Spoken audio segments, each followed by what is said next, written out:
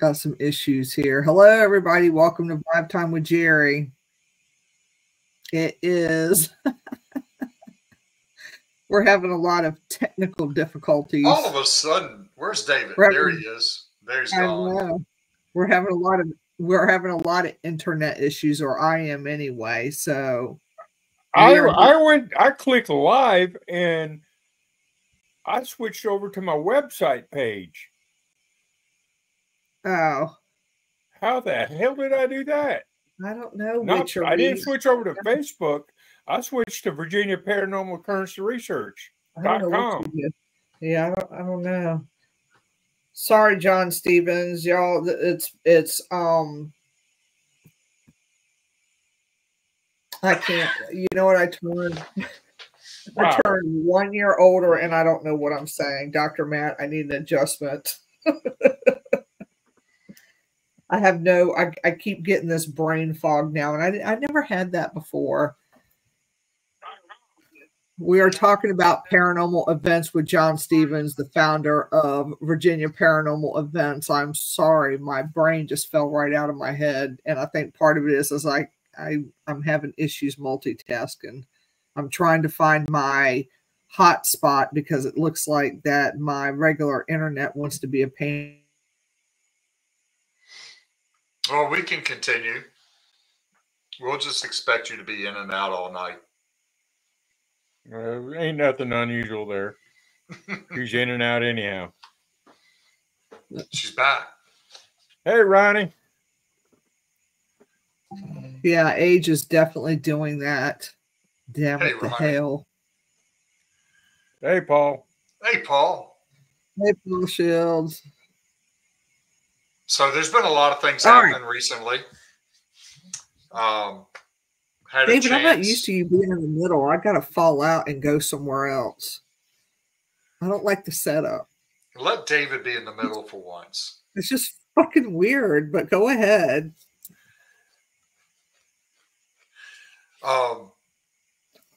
Did the Culpeper Ghost Tour last week with Paul Shields' group and the Downtown Historical Society, I guess, of Culpeper. That was really a lot of fun. And they did the second tour last night. Yeah, Monday night. And they had another good turnout. That thing always sells out. So the cool thing is, good walking tour, got a lot of history about Culpeper, got a lot of good ghost stories from Paul Shields and them, and some EVPs, and then also we went back to Paul and Amy's throwback arcade, and where they had a nice setup and had like a Q&A session there.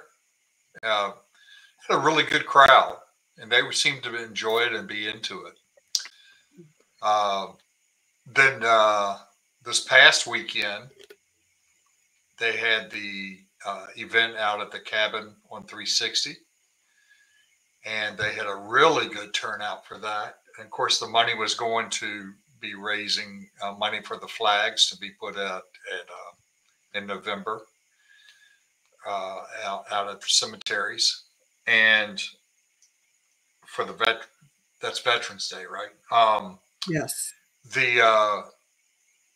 Such a good turnout, but I got to see some people that I had never met before, but I knew them from Facebook. Jess Webb and her husband Randy, they're with Beyond the Badge Paranormal, so they were in town. They live out in Gloucester, and they came into town, and I finally got to meet them. Nice. Yeah, really, really good people. We had a blast. Saw a bunch of people I hadn't seen in a while. Guys like Mike White and Ryan, obviously, were there, and Stephen and Mary Thompson from up in Fredericksburg. Cool. They were there. We had 6 or 7 new people never been investigating before. So that's, I think there was 40 people there at the event. So when you have 6 or 7 people that have never investigated before, that's a pretty good large number. Oh, yeah. They did have a lot of good activity the other night too. And we had a lot of really cool things happen. One of the interesting things was we were in Melissa's room, and they had a Spirit Box app going, and it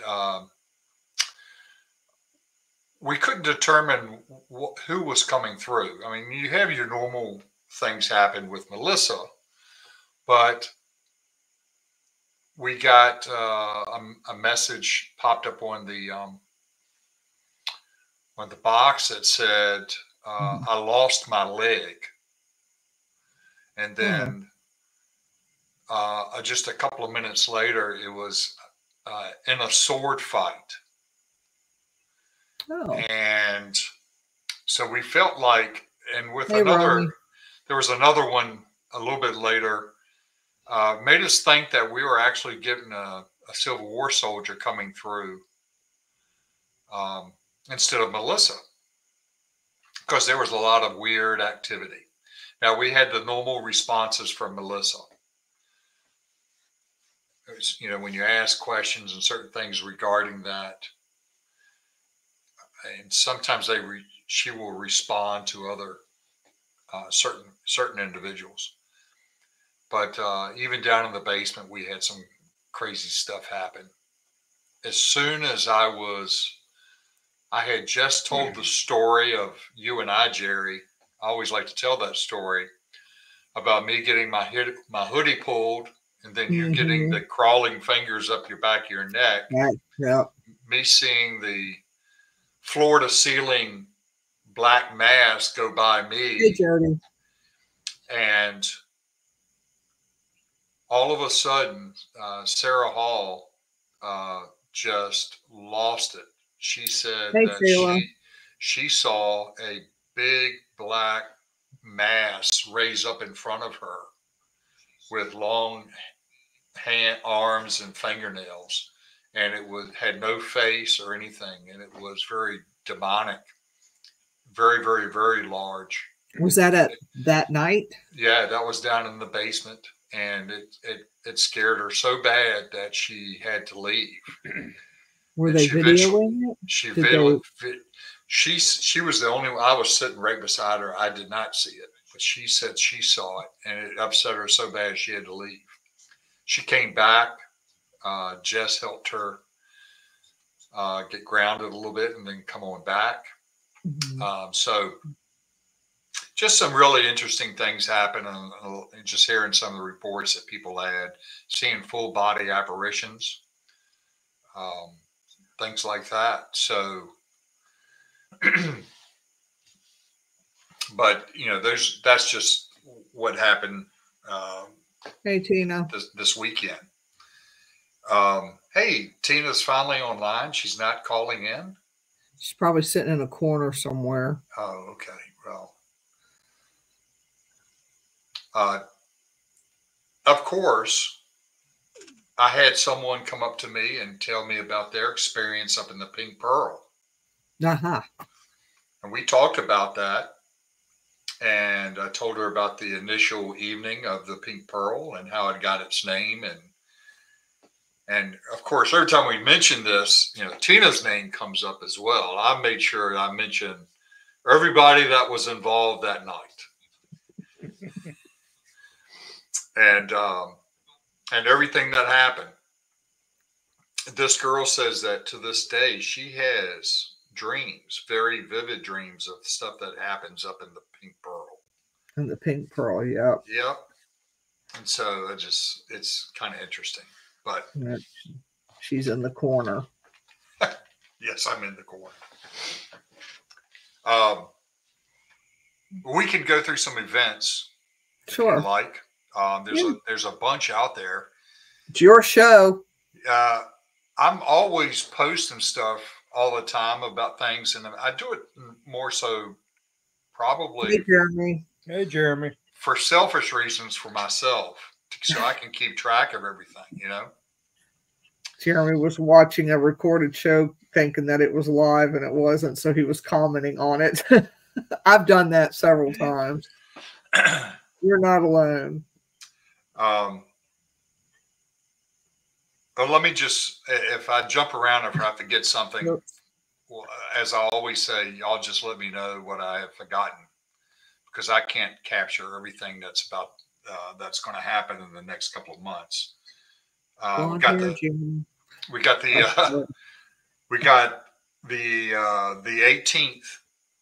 18th, which is Friday night up at Culpeper at the Graffiti House, Culpeper Paranormal, doing their Spirit Night, and that can be a family event where they welcome people to come by the Graffiti House for free, take self-guided tours, see a lot of evidence there, and then on the 19th, John Marshall House, CPRI with Brad Bradley and his group doing an investigation, showing what evidence they've gathered from out there. Exchange Hotel on the 19th as well. There's a Saturday night with Flumeri Productions. I'm going to try to ramble through this really quickly, so I don't expect y'all to remember this, but just to show you what's all going on in this hotbed of activity. Hanover Tavern, the 20th, 21st, 22nd, doing a spirit walk out there. They're the ghost tours for 3 nights. The 25th, there's a ghost tour at Berkeley. So 26th and 27th, Haunted Henricus with Transcend doing an investigation. 25th and 26th, Haunted Nights is out at Tuckahoe, and I will be out there that evening. The Saturday night, that's a 2-night event. On 11/2, Swannanoa and Lunar Paranormal is doing a tour and an investigation out there. Also on the 2nd, Hanover Tavern is doing a 4-location investigation. So if you've never been out there and had a chance to do that, that is worth doing. And then the 8th, Dunlore with Tennessee Ray Chasers is going to be out at Dunlore with Haunted Nights, putting that event on. And then on the 17th of July, let me backtrack. The 7th of December. Oh, I was going to say July. Yeah, shoot. I don't know where I got July from. I was thinking of an event next year. In December 7th, TWC is going to be up at Dunlore, and then they're going to be that's on the 8th. Then a month later, they're going to be at the Exchange Hotel, and then on the 14th, a week later, they're going to be at St. Albans with Haunted Nights. Also, the same evening, the 14th of December, is Crop is helping Pamplin Park do another investigation out there. So that's our winter investigation right before Christmas. $50, I think, is the ticket price for those events, and it'll sell out. Yeah, and don't forget, Ronnie is they're bringing back EnigmaCon at St. Albans back in 2025. And isn't that normally in April, Ronnie? You can maybe post that. I can't remember. He's still on here. He can comment, I'm sure.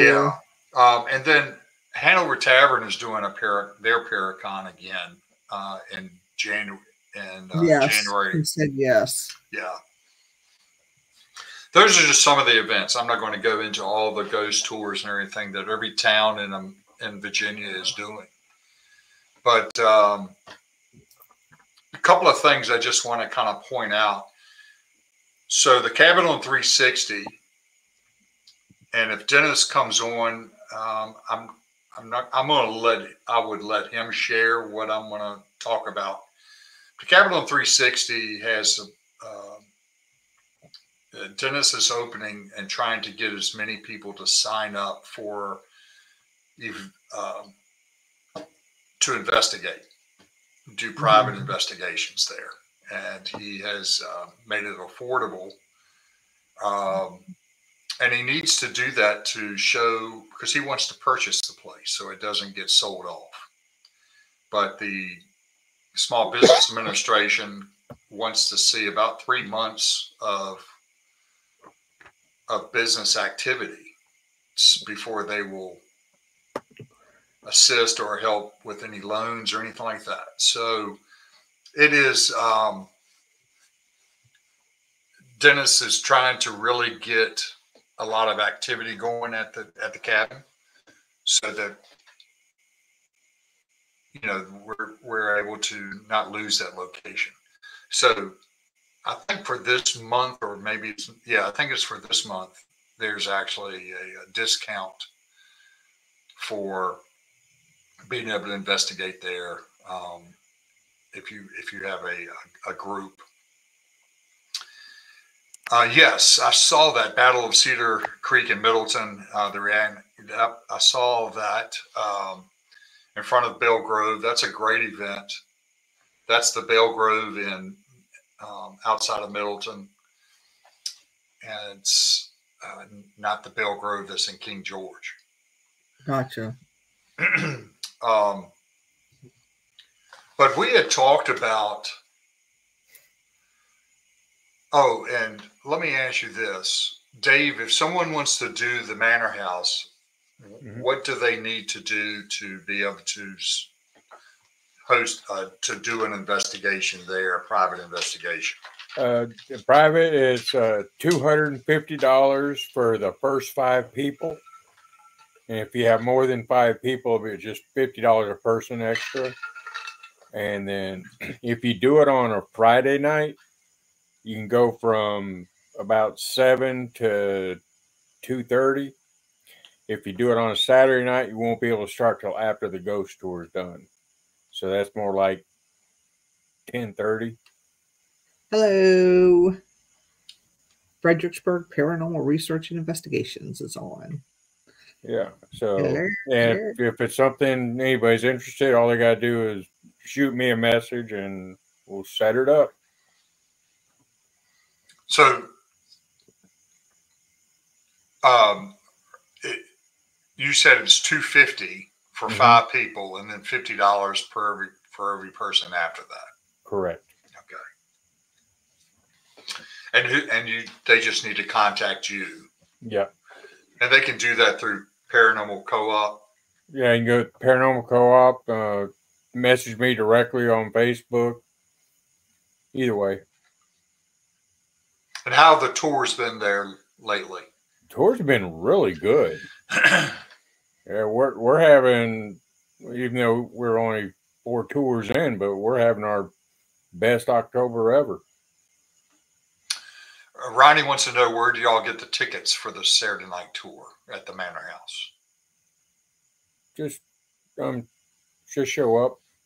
You can talk to me. Just go see the man. He'll Yeah, take you. Don't forget that if you show up in October, it's 9 o'clock. Yeah. And then it moves back to 8. I just found out today November is going to be 9 o'clock as well. Is that what security tells y'all it's going to be, or is that no? It's what the sales department, they've been holding activities in the Manor House, so it's moving us back an hour. Has anything else been stolen out of there? No, they fired that guy. Okay, they found out who was doing it. Yeah. Oh wow. Thank you, Jeremy. Let's hope it wasn't let's hope it wasn't security that was stealing it. No, it wasn't security. Security. Yeah. Damn it, Daniel. What I wanted to, we had talked about this a month ago, about talking about a little bit about history in Virginia, and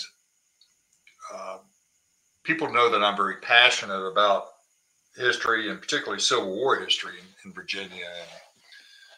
And the only reason I'm like that, because I've come to understand that people like in Michigan and and some of these other places outside of Virginia don't have the same love that we have for Civil War history here.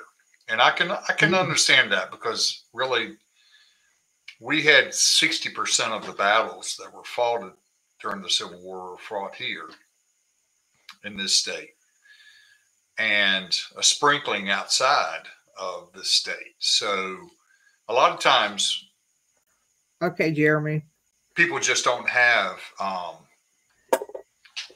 that. If it hasn't happened in their backyard, they're just not going to be interested. But other than that, I mean, we have here in Virginia, obviously, a lot of other history, starting with Jamestown, starting with the in 1607, and then also with we got historic Williamsburg, and one of the big things is just how it never left Virginia. It just kept one big event after the other. Hey, Nathan. Came in after Jamestown. Even the Revolutionary War, a lot of it was fought here in Virginia, and obviously the Civil War.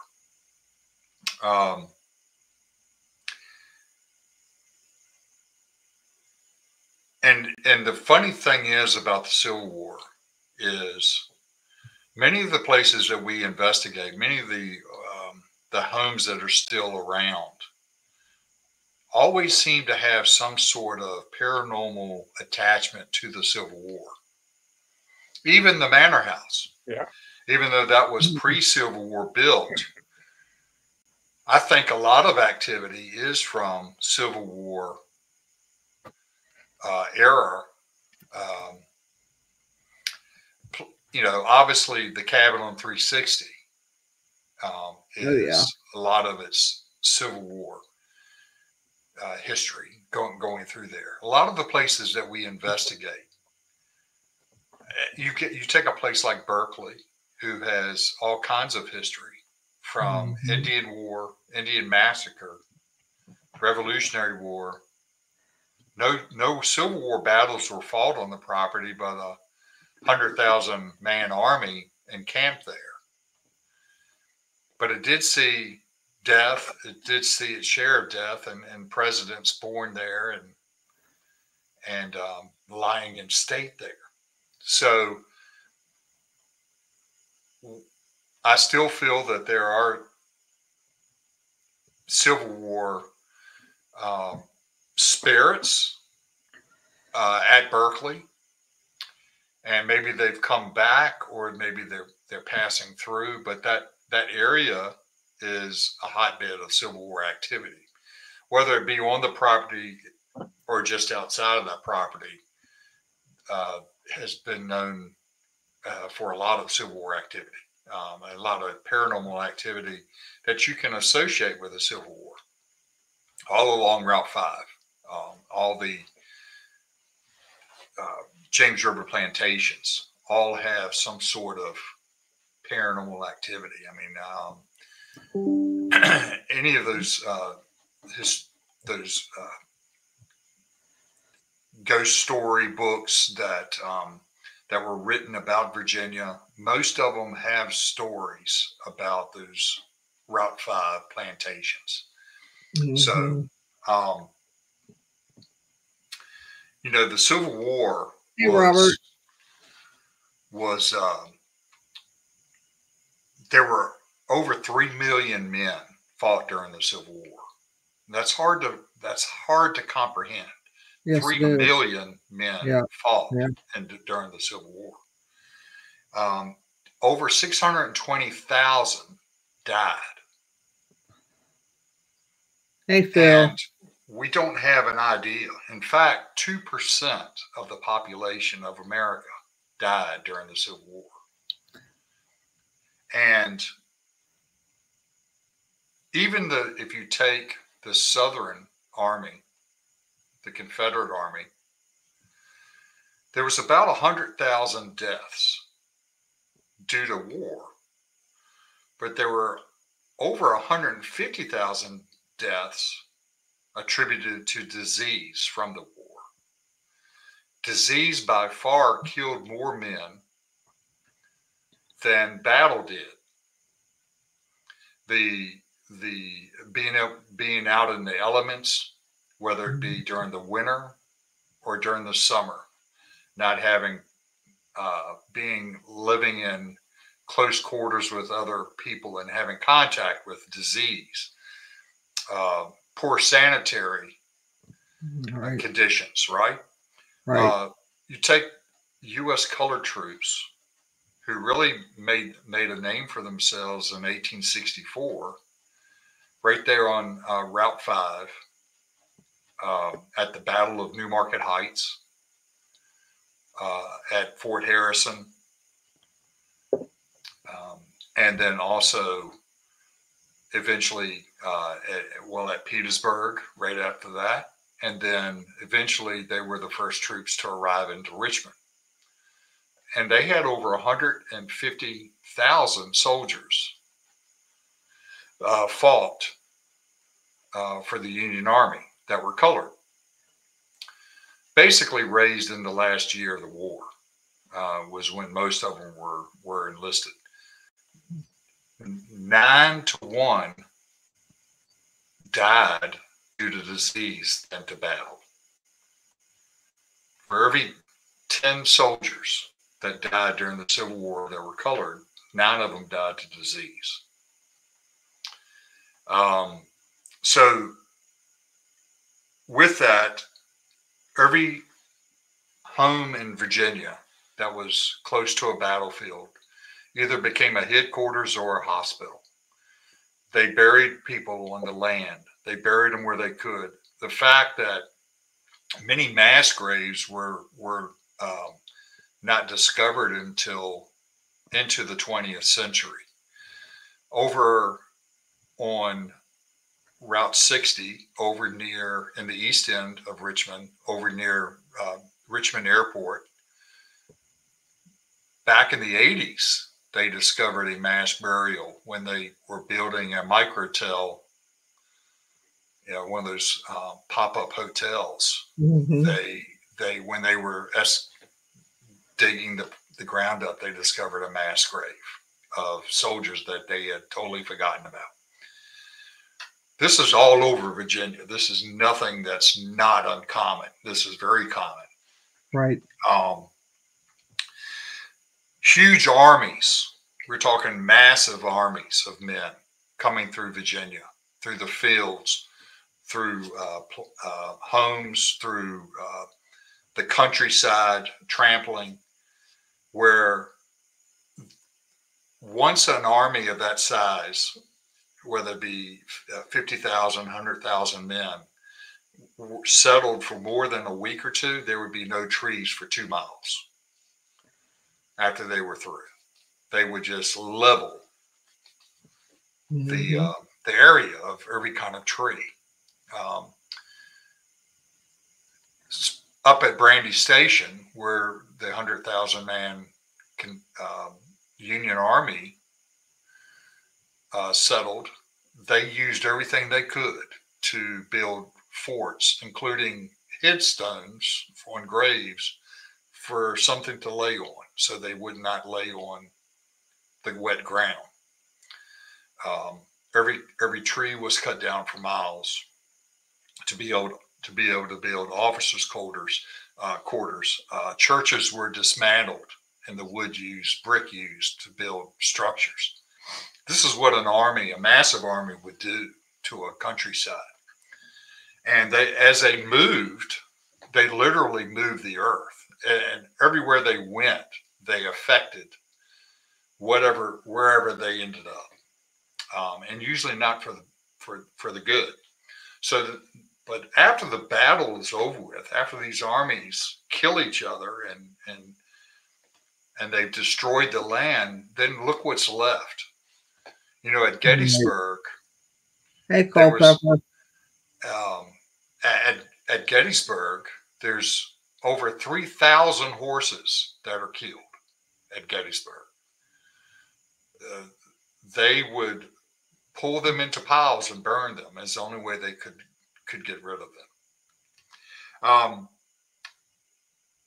At Shiloh, and this is on the banks of the Tennessee River, just to give you a perspective, in 2 days, more men died or became casualties in 2 days at Shiloh than any previous war up until that point that America was engaged in. In 2 days, they had more casualties than any previous war combined, all previous wars combined. At Cold Harbor in the summer of 1864, outside of Richmond, 7,000 men died in 1 day. For the longest time, they kept saying it was in 20 minutes, but they found that would not have been possible with the armies in place. But they did have about 1,000 men die in 20 minutes, but they had over 7,000 in 1 day die. We can't fathom that kind. In fact, the Iraqi war that we were engaged in, we only suffered 6,600 casualties. So in 1 day at Cold Harbor, we lose more than the whole Iraqi war. Mm-hmm. Paul Shields said Culpeper County was the most fought over county in the entire war. It was. And I think Winchester changed hands more than any county or any city in the Civil War as well. It was just like literally changing hands every time an army would come through.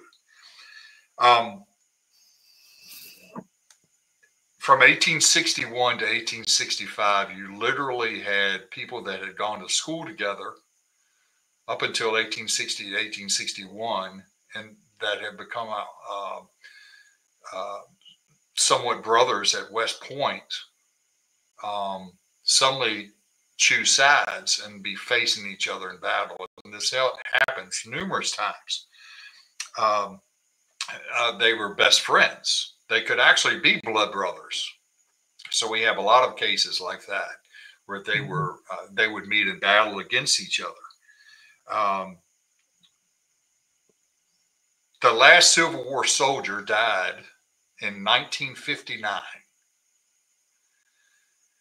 So just to put a perspective, those somebody on this, I don't know if there's anyone that old on this.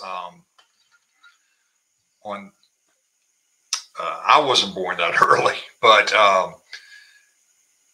that's not that far. I mean, my sister was born before 1959, so she was actually living when someone in the Civil War was still living. So, if that is any gives you any perspective, the thing is what the Civil War was to us, and the reason I'm bringing this up is, again, we have a connection here in Virginia that no one else in America has. Right. A lot of our paranormal stories start with the Civil War. There's no doubt about that. A lot of the places we go and a lot of places we've been and a lot of places that are haunted, and the most haunted places in Virginia have some sort of tie to the Civil War. And that's why it's important to us. But as far as America goes, to really understand America, you have to know the Civil War. Because World War I and World War II and the Vietnam War, they had their part, but the Civil War actually defined America. There was a sleeping serpent laying on the ground that was called slavery, and it was bound to raise its ugly head at some point and draw a line in the sand for people. And the Civil War, with the battle of states' rights, is what it was really about. Well, the subject of slavery comes up, and it forced America to look at that. General Lee, who directed the Confederate Army, the largest Confederate Army, was opposed to slavery. But he still fought for the Southern cause to protect states' rights to make that decision. But after the war, Lee did more for good for healing of America than anyone else, North or South. And even General Grant had Lee up in D.C., up at the White House many times. And actually, General Lee was named Man of the Year in New York City in 1869.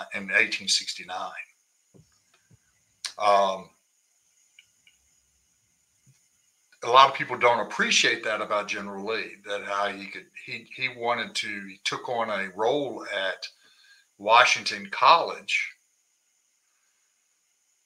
The school was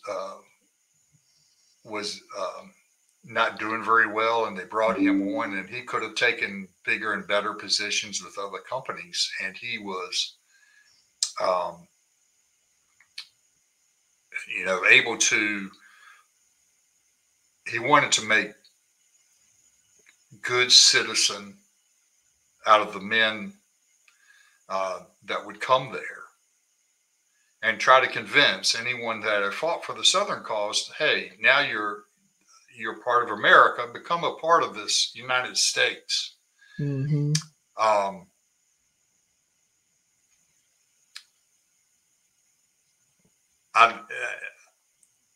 Shayla, I would love to hear that story in person and hear your experiences with that, because I feel that happens a lot, and a lot of times people don't even realize they have an experience.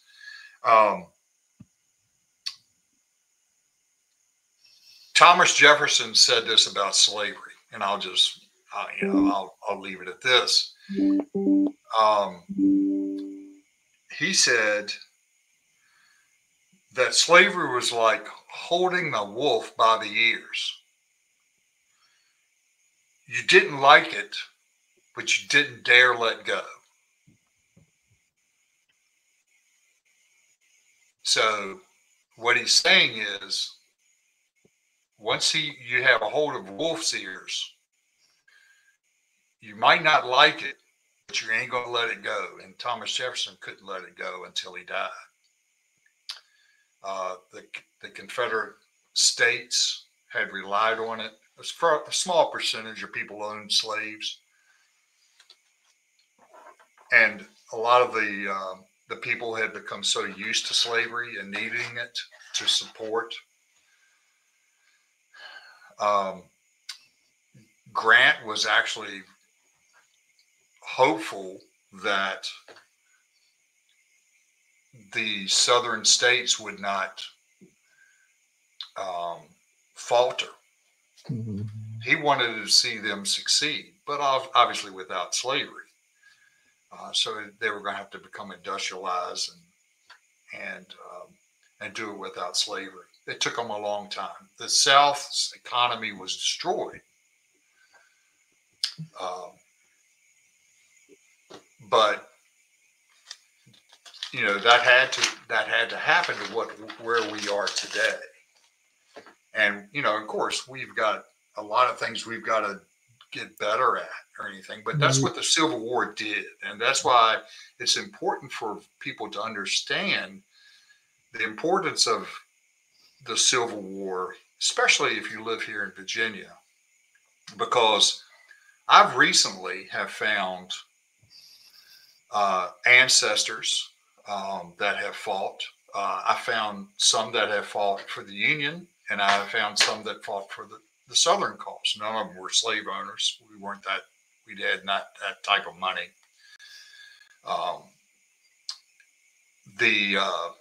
But to understand their stories and where they came from, to them, it was simply doing a duty, and they rose to their occasion for their country, no matter what the size.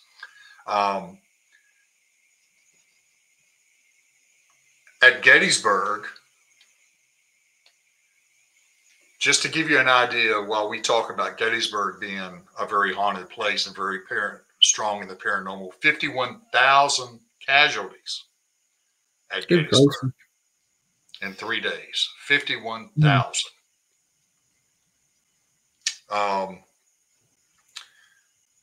Virginia saw more Confederate battle, more Civil War battles than any other state. There were 1.5 million casualties. Death, wounded, injured. That's what a casualty is referred to. Sickness. 1.5 million. Hey, Wendy.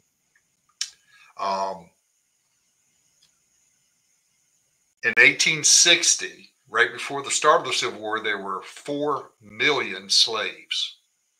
There were 6 million white people living in the South and 4 million slaves. Another interesting thing, and I'll end about the Civil War with this. The 7 days battle outside of Richmond. 7 days. It's a one kind of continuous battle that lasted for 7 days. There were 36,000 deaths. Wow. Antietam saw the largest one-day loss of death in one day of any Civil War battle at 23,000 deaths in one day.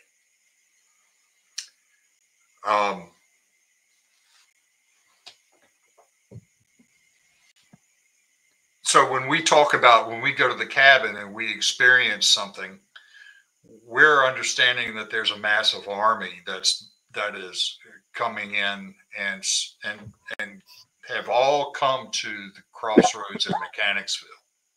Right. We can't fathom that many people. We can't fathom that much destruction and death, and it's I'm trying not to ever romanticize the Civil War in any kind of way, because it was simply something like what people, you don't see people romanticizing Vietnam War. No. Okay, well, this was a lot worse. Mm-hmm. We romanticize it, and that might not be the right word.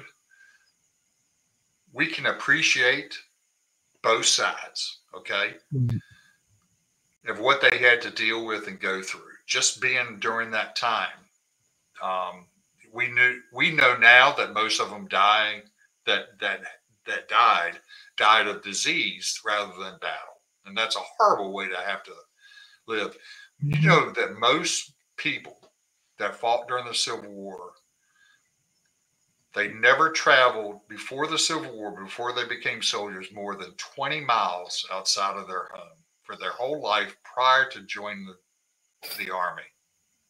They never ventured more than 20 miles from their home.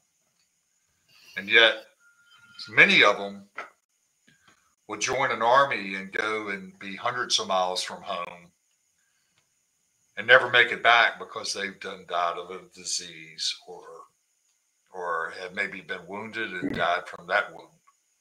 Right.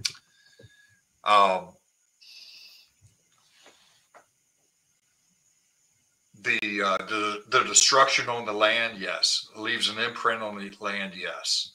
We still have a lot of it could have destroyed everything that we value today, but it didn't.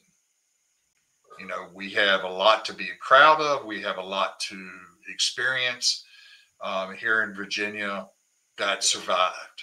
And there's not a place in Virginia that was not touched without some part in the Civil War. It really was not. Right. So when we see an old plantation that we know that was from the 1840s or 1850s that survived the war, if a battle wasn't fought there, if it wasn't used as a hospital, there was somebody that probably lived there that had to go fight. Mm-hmm. So when you look at some of these old cemeteries, and I'll tell you an example of this.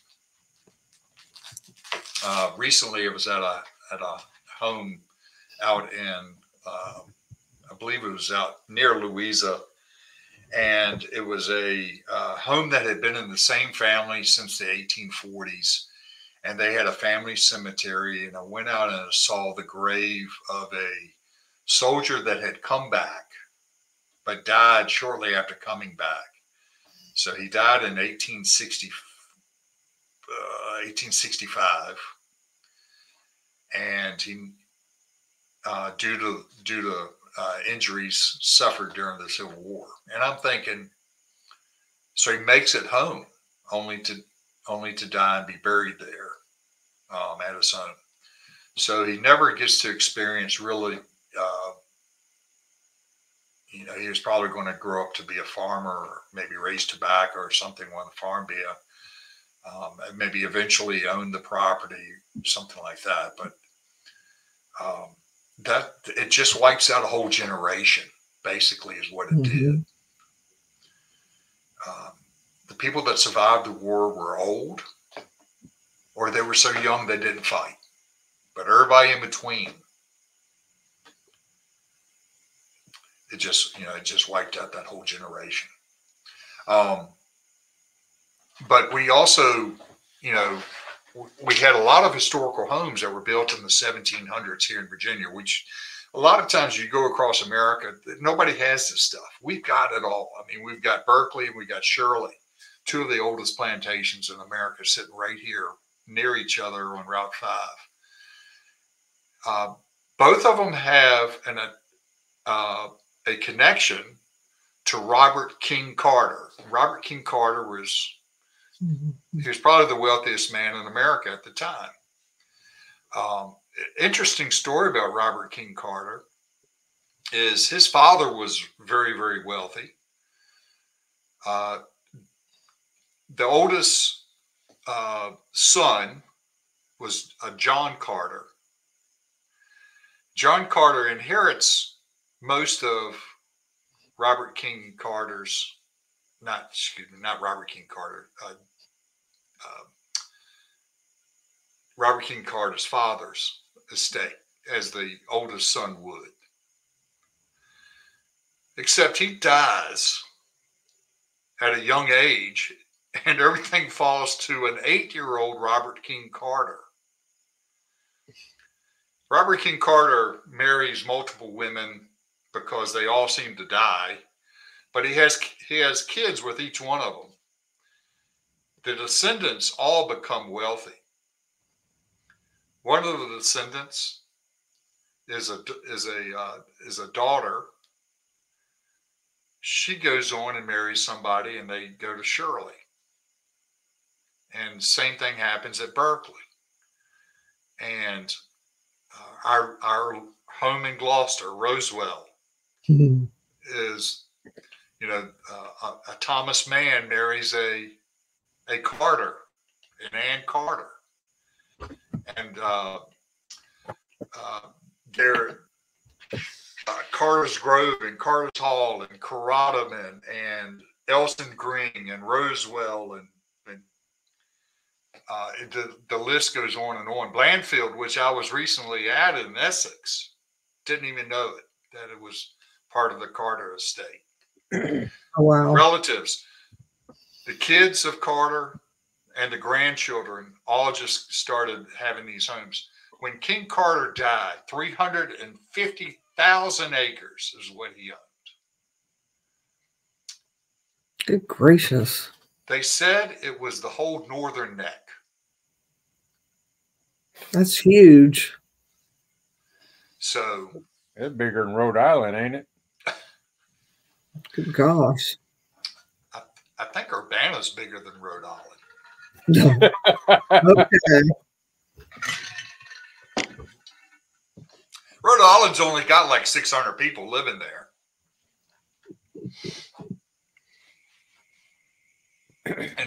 And 300 of them won't admit it.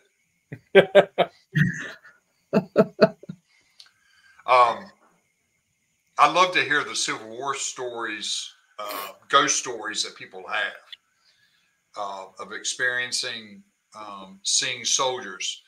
I'd love to tell this story because it's, I believe it to be 100% true. My brother just does not get into telling any lies. He went to VMI. And, you know, what they're saying is that VMI is, you don't lie, cheat, or steal, or tolerate those that do.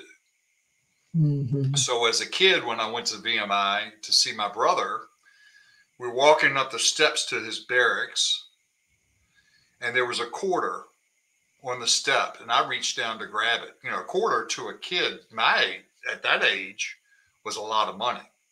Right. I mean, I could play all day in Paul's throwback arcade, you know. Mm-hmm. I reached down to pick that up, and he told me to put it right back down on the steps. He said, "It's not yours. You don't touch it. The person that it belongs to will come and find it." And you saw cadet after cadet after cadet walk past that quarter and never look down and pick it up because they knew it wasn't theirs. So when my brother says something, I can almost 100% guarantee that it's true. Well, he's staying up at a place called the Inn at Old Virginia in Stanton or Waynesboro. I've been there and I can't even remember where it's at. I think it's Stanton. It's outside of Stanton. And it was, again, old house used as a Civil War hospital. And he was staying up there. He was business partners with the guy that owned it, and he was staying there one night, and he was awakened in the middle of the night by what sounded like somebody coming up the steps. Now, I've stayed in that room where he was at. You can hear everything in the house because they have some other buildings outside they've turned into rooms and stuff. And it's a very, very nice place. Doesn't go by that name any longer. It's been sold a couple of times. Anyway, so he's awakened in the middle of the night by what sounds like boots coming up, heavy boots coming up the steps, which wakes him because the boots stop at his door. And so he just kind of like sits up at this point and he's looking to wait to see if someone tries to come into his room. You know, he would see the handle on the doorknob turn, and he doesn't. So he sits there and he just, you know, he puts his head back, and then he looks to his left, the opposite direction of the door, and he sees somebody standing over him, which he described as a man with a long beard and a heavy coat, looked like maybe made of leather, like a raincoat. Mm-hmm. And he looked, and he said he wanted to scream, but he couldn't. Like, he went to scream and nothing was coming out. And then the man looked at him, walked to the end of his bed, turned around one more time, looked at him again, and my brother now sitting up in the bed. And the guy turns around and walks away from him towards the window and just dissipates. Oh, wow. In front of him. He didn't sleep the rest of the night. And he couldn't wait to ask his brother, his business partner the next day about it. And he said, well, we've experienced some things before. You know, and we've had the people that have stayed here have experienced things, and the people that work there have experienced things. He's finding all this out for the first time. And so he obviously had an experience which was incredible. Now, I couldn't wait to go stay in that same room, you know, and experience that, but I didn't experience anything. And I don't know how scared I would have been. I slept with the lights on in the bathroom, in the room. I had lights on. I didn't sleep very much because of all the lights I had on. Because they ain't nothing I was going to like doze off and wake up and see no man hanging over my bed, you know. Why not? So my brother thinks that it is obvious. He said it was obviously a Civil War soldier, the way he was dressed. and most likely was there because of it being a hospital. Perhaps he had died, or maybe he was checking on a soldier of his. Maybe he was an officer that was coming to check on a soldier. Anyway, so those kind of stories are very, very common, believe it or not, in Virginia at some of these ends that we have where a lot of Civil War activity is taking place. Yeah. So, well, we've got that the picture, that shadow figure. It looks like a Civil War soldier there at the Manor House. Mm-hmm. Yes. Yeah. And there was a battle there at the Manor House too. So 3 of them, several of them, and obviously probably some burials. Yeah. No doubt.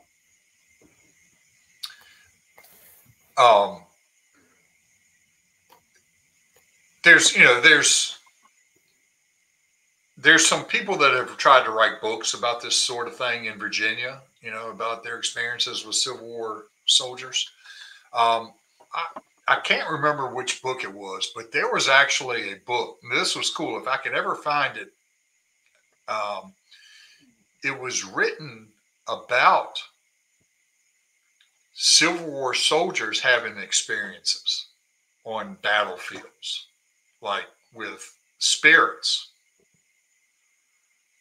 and like eyewitness accounts of them actually having having people that they knew come visit them after they had been killed the day before or something like that, while they're still in the trenches or even later. It was a very interesting thing because you never hear that kind of, just was not written down or anything. Yeah, Shayla says she always sees soldiers walking north towards Winchester. Most of the time she sees them on Church Street near St. Thomas Chapel. That's interesting. Mm-hmm. We were talking about Culpeper earlier, and Paul Shields is a good one to talk about the Battle of Culpeper and the history there. Found out a little bit about a interesting story that George Custer was actually wounded at right there in front of the train depot where the tour met. He's actually shot while on horse. Now, I don't know if it was a ricochet or whatever. It wounded him in the leg. And that particular street he was on actually crossed over the railroad tracks. Today it ends at the depot. It might be Davis and Main at that intersection. But anyway, that's an interesting thing, knowing that we were standing right where Custer was wounded. Mm-hmm. I think his horse was killed too. But Custer's all over Virginia. Custer's in Mechanicsville. Custer's at Hall's shop right in Mechanicsville. Take you right to the spot where he's leading the Michigan cavalry down the road towards the Confederate Army, and he's all over the what they call the overland campaign, coming from the wilderness all the way down around Richmond, Cold Harbor, all the way down to Petersburg. I mean, he's there time after time after time. Just really fascinating how the world came to Central Virginia in the 1860s. Just massive amounts of army and death and destruction has got to have left an imprint on this land. Of course.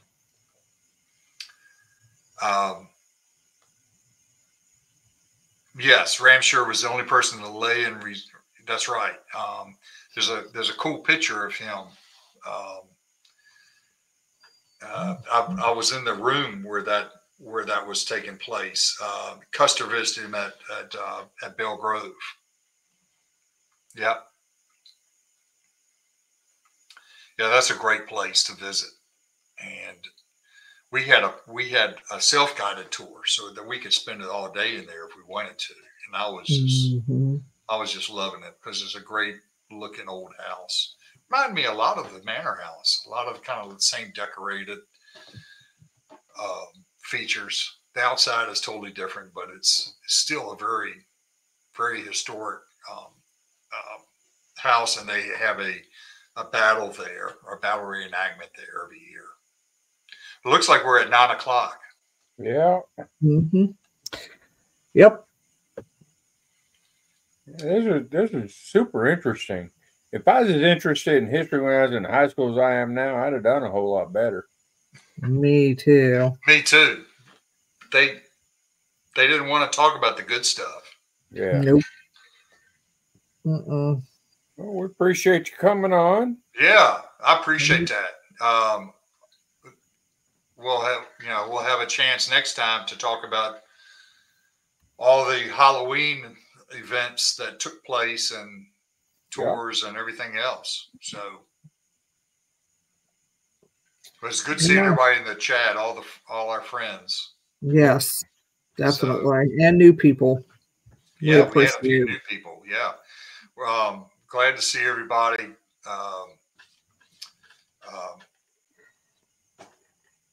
It's just awesome that we can talk. Very true, Phil. Yeah, math has never been my strong. No, mine either. All right, you guys. Well, thanks for coming on, everybody, to Vibe Time with Jerry. Next week, we have psychic roundtable discussions. So that ought to be interesting. We appreciate everybody tuning in every week to Vibe Time with Jerry, and we will see y'all next week, 8 p.m. Eastern Standard Time. Good night. See ya. Bye.